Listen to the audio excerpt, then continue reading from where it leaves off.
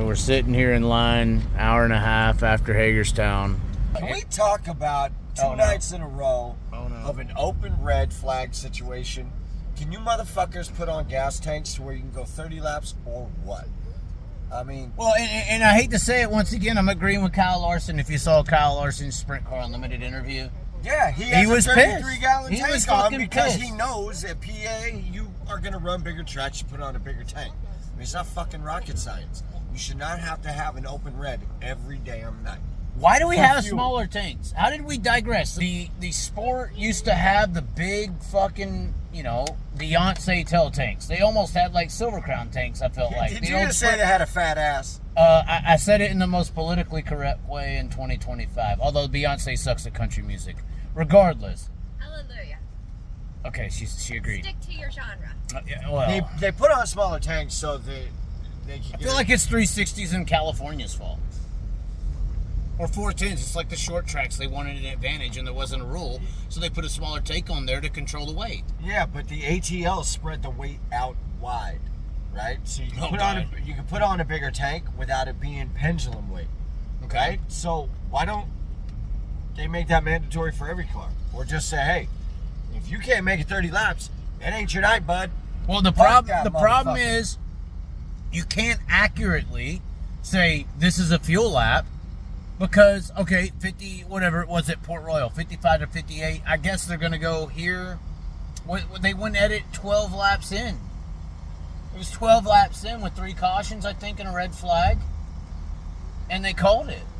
But how can you accurately say, like Port, 55 to 58 laps is a caution period for fuel if you got guys out there with 33 tanks and this size tank and that size tank? One way to get rid of needing a fuel stop is get rid of the fucking work area. If something happens, it ain't your night, bro. This is a very controversial subject because people think that the work area should exist.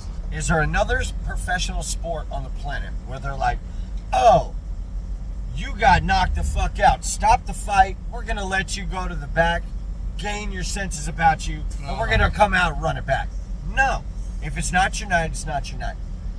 I'll do you a second one. If you do have a work area, only your team gets to touch your car. Now it's team versus team. Right. Okay? That's it.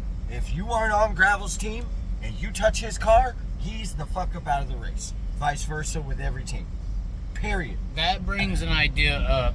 You think that they should have some playoffs like the late models. Lucas Oil Late Models has the best. Sprint cars absolutely need a playoff. Period. I am tired of watching a champion be crowned races before Charlotte. Going back to it, yes, we need a playoff.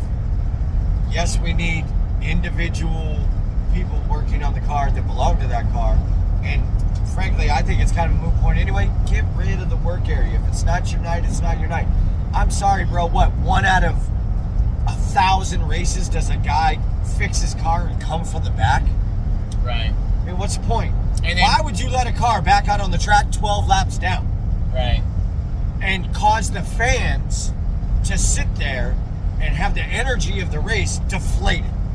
We got to remember, this is show business. The number one person that needs to be considered in any racing, it's not the racer, it's not the team, it's not the officials, it's the fan. Right. The sports completely forgot about the fan. I mean, these are just my opinions, but that's how I feel. I feel like we need to button it up, hem it up to where we can get in and out of a fucking racetrack in 2.5, 3 hours max. Get rid of the work area.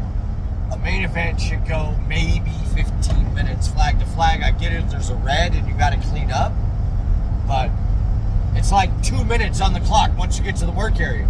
Yeah, but if you're the first one that gets there out of a 5-car wreck, you still get everybody else's 2 minutes to fix your car before they get going again. Right. So if you're the first one back to the work area, you really get 10 minutes to work on your car. Right. It's not like they say, oh, well, your 2 minutes are up, so stop. Their 2 minutes started when they got here. No, it's 2 minutes on the clock unless somebody else hits the work area. Then they get 2 minutes. Then they get 2 minutes. I feel like if we're going to make this sport more live TV friendly and get an actual broadcaster to say, yeah, the juice is worth the squeeze, we need to be broadcasting that, We need to clean the fucking program up to where it's live friendly. Right. And that's no work area. That's you don't touch the car if you don't belong to that team. And we go.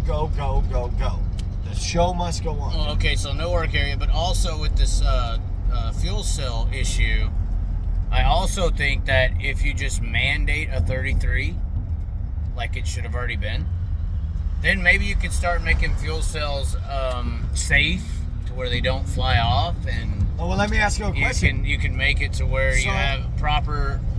If a 33-gallon fuel cell is performance prohibitive, then why the fuck does a 57 car run his car clean up everybody's ass with a 33-gallon tank? Right. You can't tell me that's going to affect performance that bad because they proved that that's not true. Right. Well, and Kyle has the power to where he can mandate that with high limit. He has the power to be able to make that a rule. The question is, will Kyle Larson back up what he says? What do you mean? Because Kyle Larson thinks he don't know why they run the smaller fuel and blah blah blah. Yeah, but I'm gonna be honest. I'm just with you. saying, You'll probably if he believes that, then fucking you have a series, make the rule. Yeah, back up what you're saying. This is probably the worst sheets to go to. I honestly think, and you're probably gonna disagree with me, I don't think Kyle's really trying to make rules or do any of that shit. He just wants to come race. Well, that's Kyle, but he does have a series, and he's in a position where he can make things happen. So if you think something should happen, and you own a national series, make it fucking happen. You're gonna do you're gonna do the wicker bill.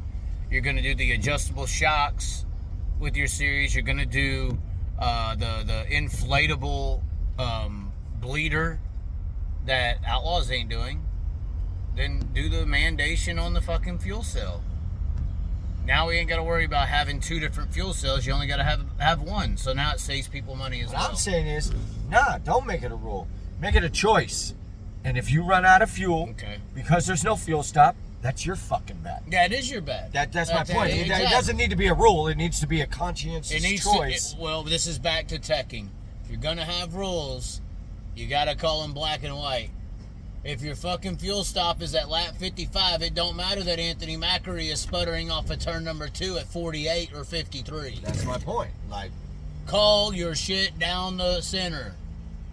Man. If the fucking sport would just do that, I would have nothing to talk about. Listen, I'm not even a fan of NASCAR, but they got structure. They don't stop their races because you're running out of gas. They don't go, oh God, Denny Hamlin ran out of fuel, stop the race, let everybody fuel up with 4 laps to go. Right. That just doesn't happen. And that's why I said, in no other professional sport do they stop the game or the fight or whatever it is and go, do you need a minute?